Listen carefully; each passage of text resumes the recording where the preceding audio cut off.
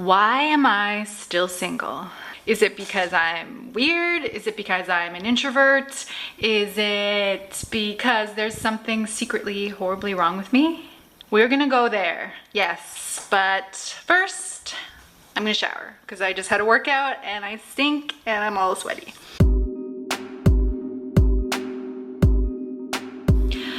Okay, before we get into why I'm still single, I think it's important for you to get some context as to what my past relationships and dating history is.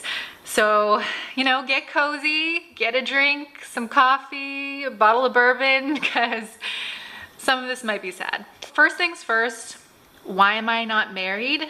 Been there, done that. A lot of you might actually not know that I was married, and I don't want to get too much into that relationship because honestly, it was another life. I was 20 years old when I got married.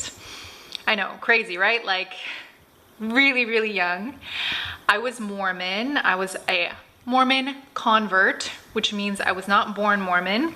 And yeah, it was just really normal to be getting married. Like Mormons, or Latter-day Saints as they're known, get married really, really young. So like 4 months into our relationship, people were asking when me and my ex-husband, my boyfriend at the time, were gonna get engaged. I mean, do I really need to explain where I went wrong there?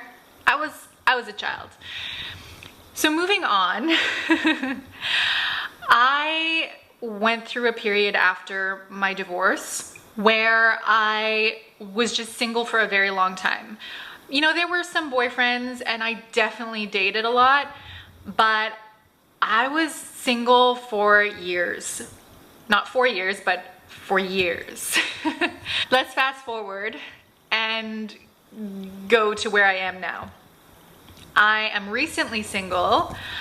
I was with my last boyfriend for about 15 months. So we were very different, I would say. I think on the outside, we looked like we were a good match, and I'd say we were a match on paper. And that's how a lot of my relationships have been. Just, you know, I've dated really, really good men who, you know, people would say like, oh, he's such a great guy, you should hold on to him. And, oh, you're a perfect match because you look good together, you have this and this and this in common. But let me put it to you this way. In life, there are people who are like apple trees. There are people who are like pear trees. There are people who are like peach trees. And I feel like in my last relationship, he was like a really amazingly awesome apple tree. But I really wanted a pear tree. And I spent a lot of time, as many women do, trying to turn my beautiful apple tree into a pear tree. And that's not the answer. If you want a pear tree, just walk down the street and get a pear tree.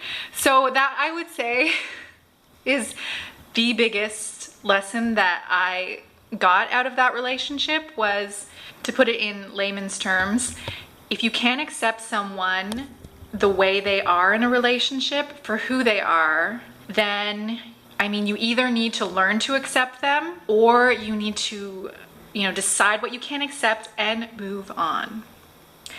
So that's all I'm gonna say about that relationship. Let's move on to what I'm doing now. Like, why am I still single? Should I be thinking about settling down, having kids, getting married? Let's talk about that, but I think we should go outside. Let's go outside. Getting back to where I'm at now. I am single, yes. However, I am dating. I am always dating when I'm not in a relationship, and there is a good reason for that. It's intentional, and it is not because I hate being single and I'm just like on the hunt and I desperately want a new boyfriend. It's not because of that. There's a really good reason, and I think that a lot of introverts should be dating more. I think that would be helpful to a lot of introverts, but I'll get into that a bit more later. A few years ago, like 5 years ago, I went through a horrible breakup. I was having trouble letting go. I felt like a big loser. You know how people do crazy things when they go through a breakup? Well, I decided that I was gonna try this thing that a dating guru recommended. And that was to accept a date with anyone. And there was a lot of mindset stuff that went along with this. It was more an exploration as opposed to going into everything thinking like, oh my goodness, like, is this gonna be the one, and just judging everything. No, just going in with a light heart and keeping an open mind and staying present and focusing on how I felt. If you are like me and you've been single for a while, maybe you're happy that way. I'm certainly happy being single, but I also really like being in a relationship, so I am open to being in a relationship. But yeah, if you're single and you're wanting to meet someone, you're wanting to be in a relationship, I think one really important thing to keep in mind is, first of all, not to get down on yourself for being single.